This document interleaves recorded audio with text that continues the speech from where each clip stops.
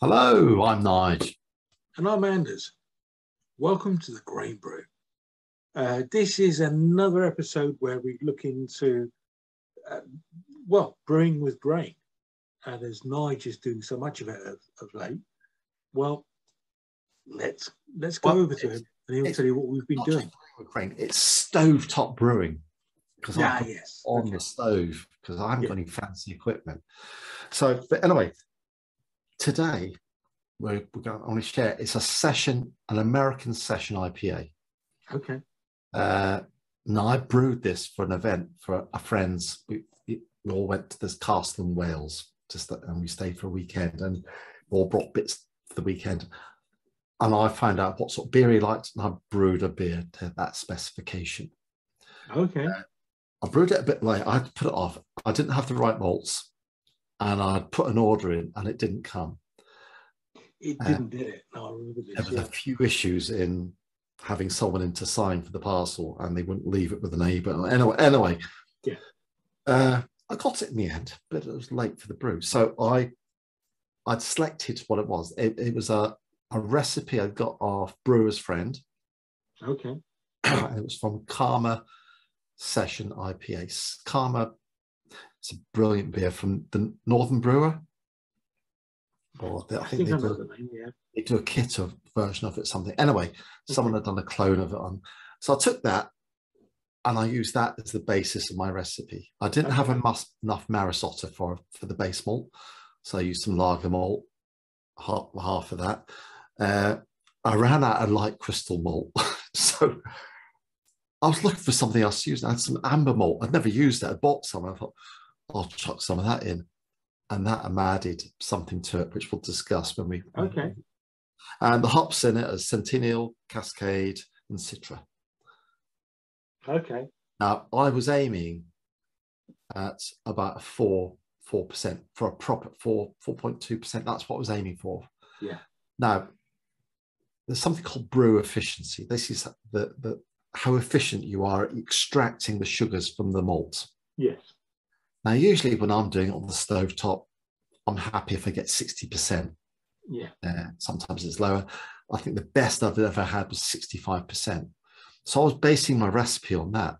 I was did the brew, 75% efficiency. Wow. So it was a bit stronger there. So my session IPA came out at 5%. 5% in the end. So it's called John's IPA because my mate John. Yeah. And would you like to get it into the glass, Anders? I would like to do that. Let's. Beer can. There's me bottle there. Brew can, beer can, brew beer can. So there we go. Excellent. Right.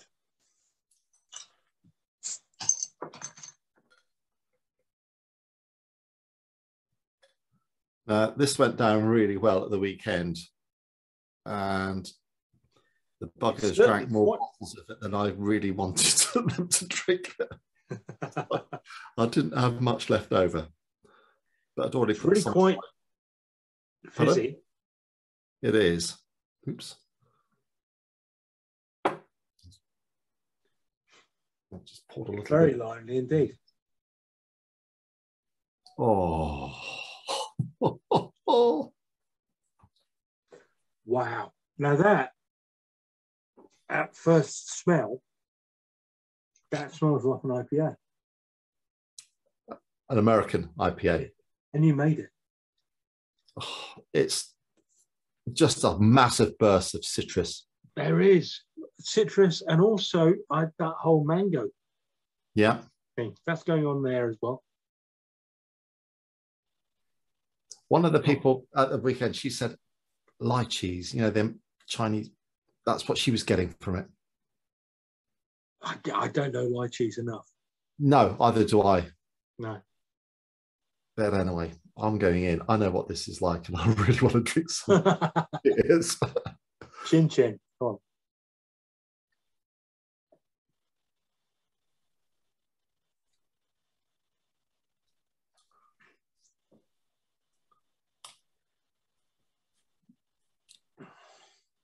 Oh. Wow. That's a New England IPA. Did you say New England? Yeah. Oh, I would say that's probably the best thing I've ever brewed. That is fruity. That's fruity. It's light, it's fruity, it's mangoey, a little bit of citrus in there too. It's quite interesting because it's been in the bottle now. In the bottle that.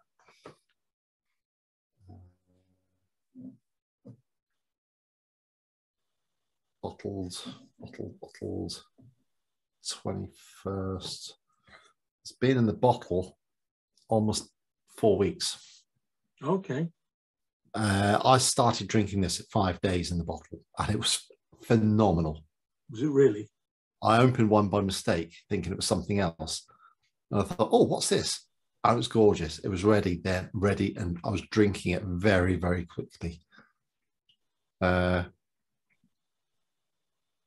stunned. Yeah. What part of my brewing process? I've got a fridge. Yeah. And put things in at the end of fermentation, and it cold crashes it, and it just speeds up the readiness of the beer once you've put the priming sugar in and stuff. It really does. Okay. But it was a much more citrusy in the early days. Was it? Okay. And it's much more fruity now, which is just the hops dying down a little bit. Yeah. Okay.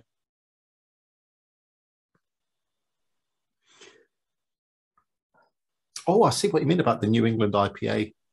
Oh yeah. It's definitely of that ilk. But there's that dryness at the back end. Yeah. And I think that's the Amber Malt I put in. There wasn't much I put in, about 1.5%, 2%, something like that. Mm-hmm. I think that's just given it, apparently that gives it quite a dry, biscuity finish or something. I love this. Absolutely love this. So, this is an exceptionally good beer. When I first cracked it open, I thought it was going to be, because of the effervescence, the sparkliness, I thought it was going to be slightly lighter than it is. But it's not. It's nice. It's got a lovely mouthfeel. It's got quite a real creaminess to it too. Yeah, it's got a bit of everything. I'm just gobsmacked. I produced. No, I think it's lovely. I bet it was quite funny because at the zoo, it's like, well, Nigel's brought some homebrew. Oh, this is really nice. I mean, it's really, really nice. I'm not just saying that; it really is nice. Yeah. Because this is pub quality beer, pub quality plus, and that's the thing. When you're growing with brains, you don't get that beer kit twang on your brew. No, you don't. No, you're getting you're going beyond the quality of the stuff you get in the pubs, because a lot of the stuff you get in the pubs is rubbish. And when you're doing it properly from grains at home, it's phenomenal. It's much easier than you think. Well, it is, because I've been doing it a little bit now, and I've had my failures. And actually, previous video, I think I did a brew, and I still got bits wrong, but it was okay, and it was still better than beer kits. Yeah, I like the Weetabix I did last time I was happy with that. It's still not great, but it's still better than the kit, because you don't get that. Oh, you froze there. Sorry. Did I? Well, you froze my one. You might not have frozen. Anyway, yes, but Weetabix. I had another bottle of that the other day. Thoroughly enjoyed it.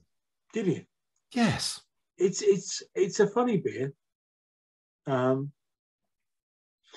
yes, it's not a great beer, but it's a beer that it's a step up from beer kits. You need to be a little bit more ambitious with your next brew, Anders. I do.